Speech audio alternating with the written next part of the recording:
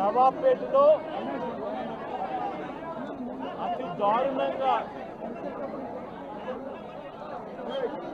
కేవలం ఆధిపత్యం అన్నది చాటడం కోసం ఒక పథకం ప్రకారం అక్కడ కర్రలతో అతి దారుణంగా దాదాపుగా 20 మంది కలిసి కర్రలతో అతి పాశవికంగా కొడుతూ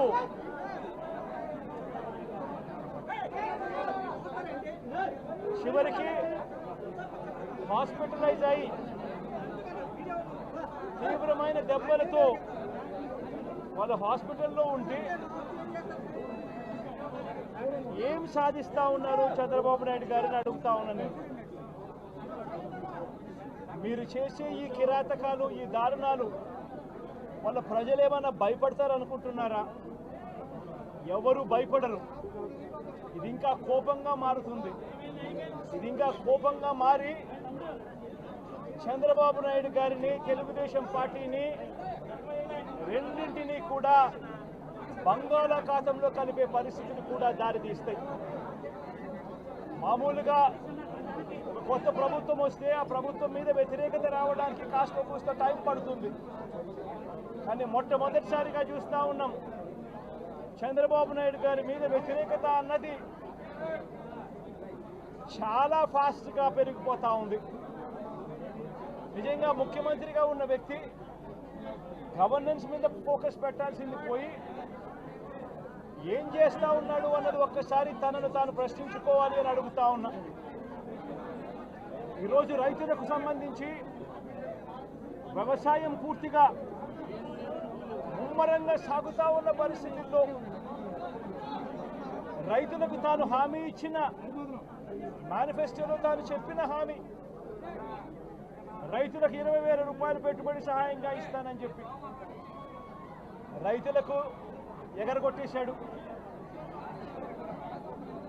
ఇవ్వాల్సిన రైతు భరోసా సొమ్మును కూడా ఇవ్వకుండా, ఎక్కువ చేసి ఇస్తానన్న రైతు భరోసా సొమ్మును కూడా ఇవ్వకుండా రైతులకు మోసం చేశాడు. పిల్లలు బడులకు పోతా ఉన్నారు. ఎంతమంది పిల్లలు బడులకు పోతా ఉన్నారు అన్నది అందరికీ తెలిసిన లెక్కలే. ప్రతి సచివాలయంలోనూ ఎంప్లాయీస్ ఉన్నారు, మండల ఎడ్యుకేషన్ ఆఫీసర్లు ఉన్నారు. అయినా కూడా తల్లులను మోసం చేస్తూ అమ్మఒడి ఎగరగొట్టేశారు.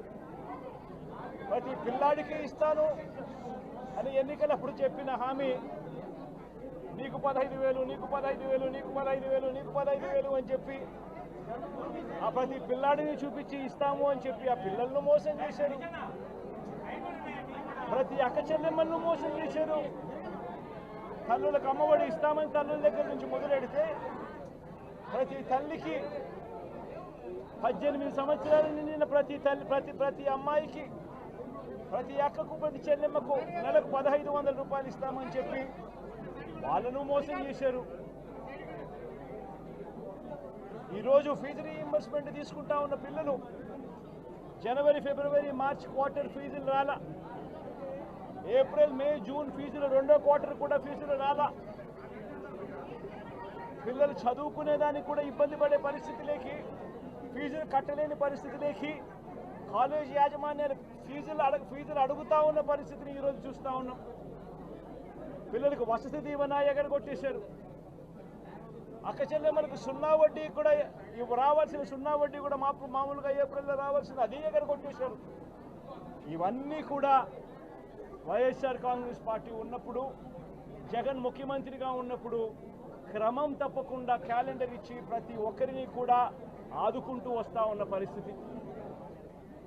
అమ్మఒడి అయితేనేమి, రైతు భరోసా అయితేనేమి, విద్యా దీవెన అయితేనేమి, వసతి దీవెన అయితేనేమి, 0 వడ్డీ అయితేనేమి, మత్స్యకార భరోసా అయితేనేమి, ఇవన్నీ కూడా ప్రజలు మాకెందుకు ఇంకా ఇవ్వలేదు అని చెప్పి ప్రజలు అడుగుతూ ఉన్నారు. వారి గురించి పట్టించుకోకుండా, వారికి చేయాల్సిన మంచి గురించి పట్టించుకోకుండా స్కూళ్ళను నిర్వీర్యం చేస్తూ, చదువులను నిర్వీర్యం చేస్తూ, హాస్పిటళ్లను నిర్వీర్యం చేస్తూ, చివరికి ఏ ఒక్కరూ కూడా మిమ్మల్ని ప్రశ్నించకూడదు అని, ఏ ఒక్కరూ కూడా రోడ్లెక్కకూడదు అని ఈ మాదిరిగా భయాందోళనను క్రియేట్ చేయాలనే ఉద్దేశంతో గ్రామ స్థాయి నుంచి మొదలెడితే ప్రతి ఒక్కరికి కూడా మీ కక్షలు, మీ కార్పణ్యాలు మీరు తీర్చుకోండి అని చెప్పి గ్రీన్ సిగ్నల్ ఇస్తూ గ్రామ స్థాయి నుంచి ఈ భయానక వాతావరణాన్ని క్రియేట్ చేస్తూ ఉన్నారు. ఆలోచన చేసుకోమని అడుగుతా ఉన్నా. మళ్ళీ చెప్తా ఉన్నా చంద్రబాబు నాయుడు గారికి, మీరు చేస్తూ ఉన్నది తప్పుడు సాంప్రదాయం. ఇది కనుక కొనసాగింది అని అంటే రేపు పొద్దున ఏం జరుగుతుంది అని అంటే, ఈరోజు మీ ప్రభుత్వం ఉంది, చాలా వేగంగా మీ ప్రభుత్వం కూడా తుడిచిపెట్టుకొని పోతుంది. ఆ తర్వాత మళ్ళీ మా ప్రభుత్వం వస్తుంది. ఆ తప్పుడు మా ప్రభుత్వం వచ్చినప్పుడు కార్యకర్తలు నేను వద్దు అని చెప్పినా కూడా వినకుండా ఆ కార్యకర్తలు చంద్రబాబు నాయుడు గారి తెలుగుదేశం పార్టీ వాళ్ళందరికీ కూడా బుద్ధి చెప్పే పరిస్థితి కూడా చంద్రబాబు నాయుడు గారు బీజం వేస్తూ ఉన్నారు. ఈరోజు దయచేసి నేను చంద్రబాబు నాయుడు గారికి చెప్తా ఉన్నా, ఈ తప్పుడు సాంప్రదాయాలను ఇంతటితో ఆపండి.